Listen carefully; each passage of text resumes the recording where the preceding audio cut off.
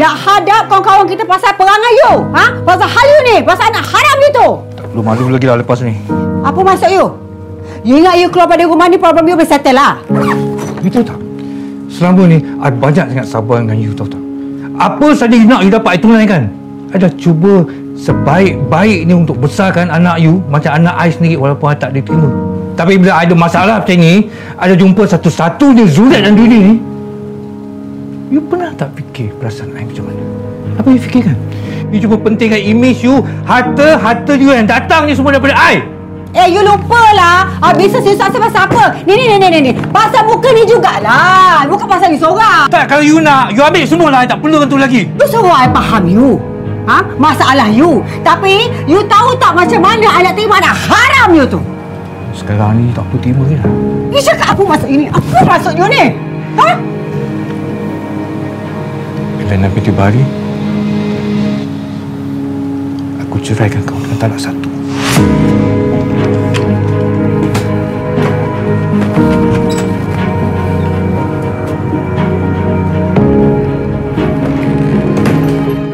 Ya Allah, ya Tuhanku, Mama. Terkejut, Jess. Ma. Ya Allah. Ma. Korang tipu aku. Entah pun tipu aku kan? Ya Allah, Mama. Sama macam orang lain kan? Mama, jangan takkan pernah tinggal Mama je. Sayang Mama. Semuanya pasal apa? Tu! Pasal orang lorong tu! Semua tinggalkan aku! Ha? Mama letak dulu pisau ni, please. Kita bincang elok. Ma, tak kisahlah apa pun nak cakap pasal Mama. Just letak anak Mama. Just letak sayangkan Mama. Mama letak dulu pisau ni, please. Kau tak pernah sayangkan aku. Kalau kau sayangkan aku, kau takkan sakitkan hati aku. Kau akan ikut semua cakap aku. Ma. Macam tu juga dengan papa kau. Dia kata hari tu dia sayangkan aku, tapi tak.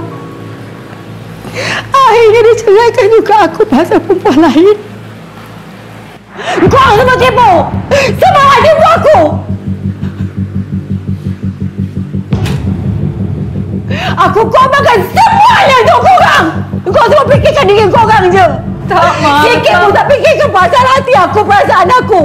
Kau calar maruah aku pasal orang-orang lorong tu semua. Tak, Ma.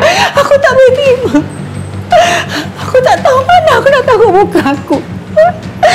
Anak aku, laki aku tak pernah nampak aku. Kau lepas. Kau nampak tak? Buah tu tak siap lagi yang kau pergi buat kayu ni, Fahal. Kau faham tak aku cakap? Buat tu sekejap orang datang nak beli macam mana? Sini kau! Sini! Kau ikut ni! Kau ikut ini! Basuh! Diam! Kau diam! Geram betul aku kau ni. Mana? Basuh!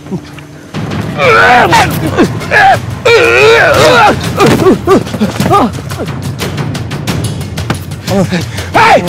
Takut kau!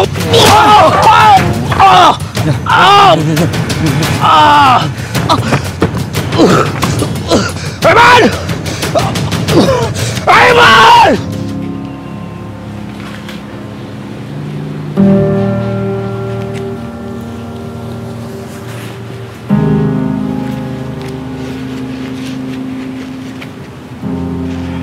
Nanti rumah ni Pak Su jaga macam rumah sendiri ya. Nanti duit sewa bulan-bulan nanti Pak Su hantar dekat Syah. Ya?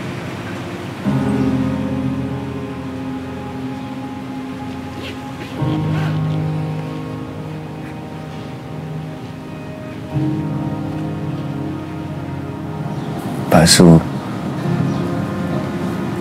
tolong jaga rumah ayah elok-elok. Pak Su jangan risau. Syawal akan selalu datang sini rawat Pak Su. Pak Su kita boleh rawat ayah sama-sama kan?